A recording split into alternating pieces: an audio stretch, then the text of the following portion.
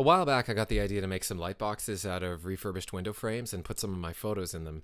I wanted to start by making a smaller battery-operated one to give away as a gift, and if that went well, then I wanted to make a big and a small one for my room.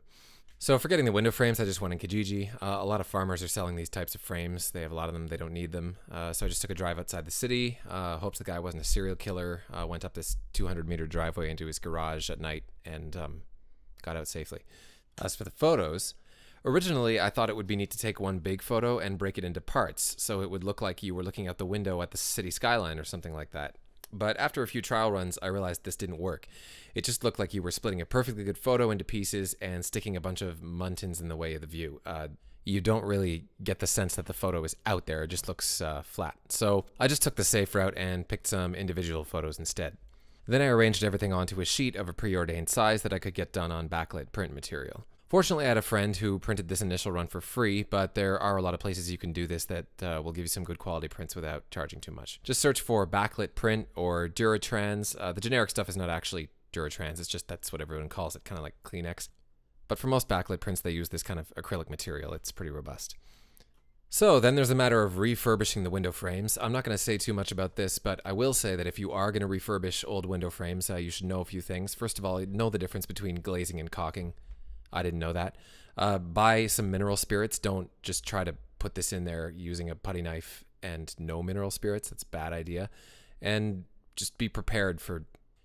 Just be prepared. Just be prepared mentally to be unhappy for a while. Anyway, after I refurbished the frames, I painted them this delightful TARDIS shade of blue, and I made a hole in the back for the battery pack, which can be done, although I don't recommend that it be done, with a Swiss Army knife and a lot of patience. And then I just wired up a couple of rolls of LEDs to the battery pack, and that was it. I put a few staples in on each side of every row to hold it in place, put a little button in there, and then I gave it to my girlfriend, and she liked it. So then I moved on to making the ones for my room. These ones were going to be permanent. They weren't really going to be moved around. So I decided to use those rolls of LEDs that you can get off Amazon that plug into the mains with a power supply. Now, I did run into a couple of problems with these things. One of them is that for the amount of lights that I wanted to use, you get voltage drop by the time you get to the end. And so you occasionally have to wire in a few times from the source along the way to keep it nice and bright. And another issue I had is that most light boxes are pretty deep. But these ones were made out of window frames, and window frames are not very deep. So you tended to get banding at the photos, and the only way to avoid this was by spacing them quite closely together. I tried a bunch of other approaches, like using foam to diffuse the light, but there was no way around it. The only way to fix the problem was to use a ton of the strips. Anyway, on the whole, these things are pretty easy to work with. They come with these cute little plastic splice connectors that you can use without any wiring. But if you're going to turn a corner with them, you have to wire, and so that's what I did all the way up the wall.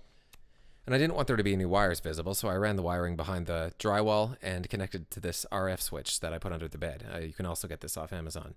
Comes with a little remote, runs on those little remote control batteries. One thing I did do later on was I made it easier to change the photos out. I mean, previously I was just taping them in with Scotch tape every single time, and they were getting all sticky, and it was really annoying. So I got some strips of acrylic and used a lighter and shaped them into these little backing, removable backer sort of things. And that made it easier and faster to change the photos, most of the time. Anyway, after a lot of painstaking measuring and positioning, I put them on the wall, and that was it. I think it looks pretty good.